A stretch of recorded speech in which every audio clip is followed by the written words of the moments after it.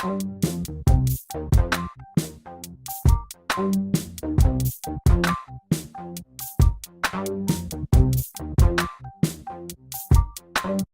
is what's referred to as an offset distributor. The main shaft is driven off the camshaft as normal, but the distributor is offset from this and is driven by a toothed belt. Removing the distributor cap discloses the timing trigger. The rotor button has already been removed.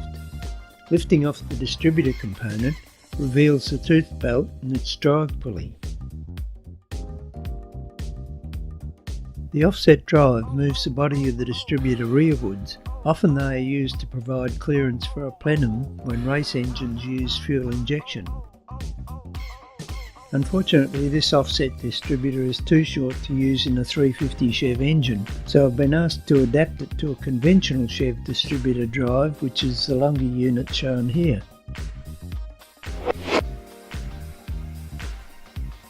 My thinking is to cut off the housing from the offset distributor, adapt it to the longer unit and screw the two parts together. I've already done some disassembly, so now I can remove the shafts from both units.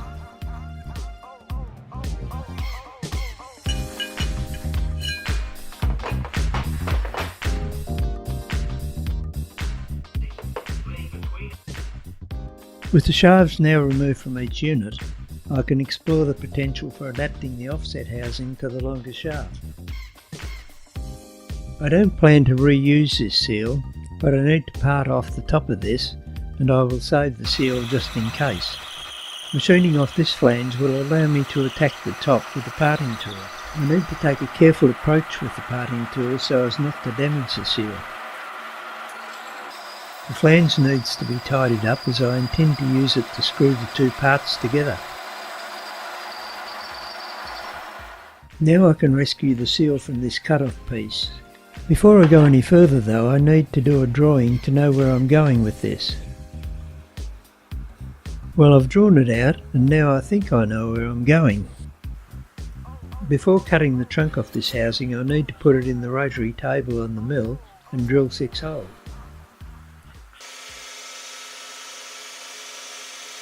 These 6 holes will be tapped and used to join the two parts. The next step is to bore out the offset housing to accept the new longer trunk.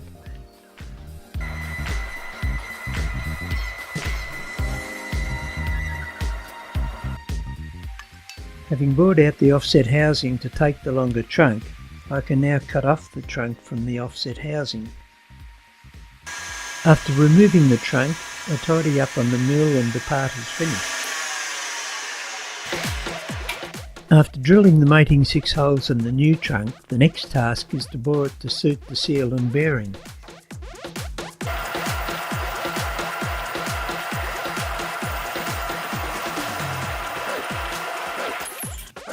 Bored out and ready for the bearing and seal to be fitted, but first I need to modify the shaft. It requires shortening, turned down to suit the bearing, drilled for the drive pin, and drilled and tapped for the drive plate as per the short shaft.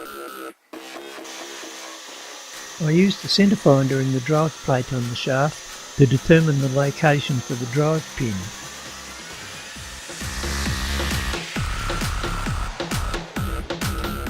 Here is the shaft drilled and tapped with the drive pin installed.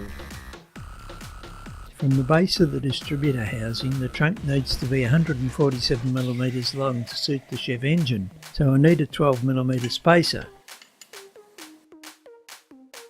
After drawing up a template, I've pasted it to some aluminium to use as a guide to machining.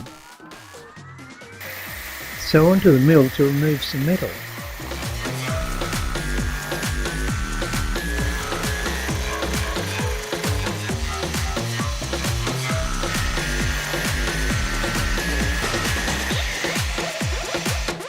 Common old cooking oil stops the disc clogging up when you use an angle grinder to cut aluminium.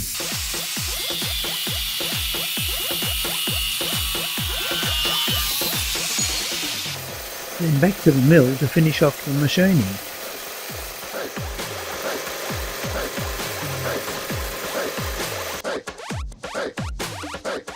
The seal is installed, so now to fit the bearing.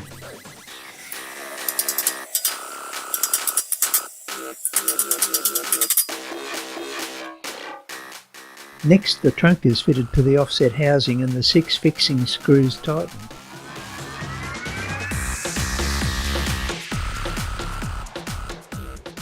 The housing is assembled for the final time and the shaft can be fitted.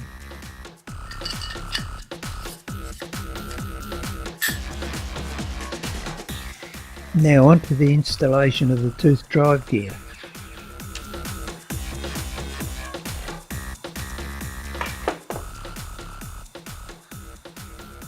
The spacer also acts to cover the junction of the two parts, and it goes on next and gets tightened.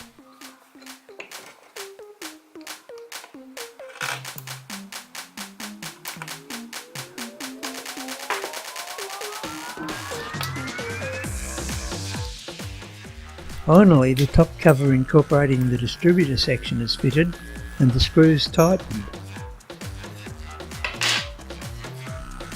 Well, blow me down, it works.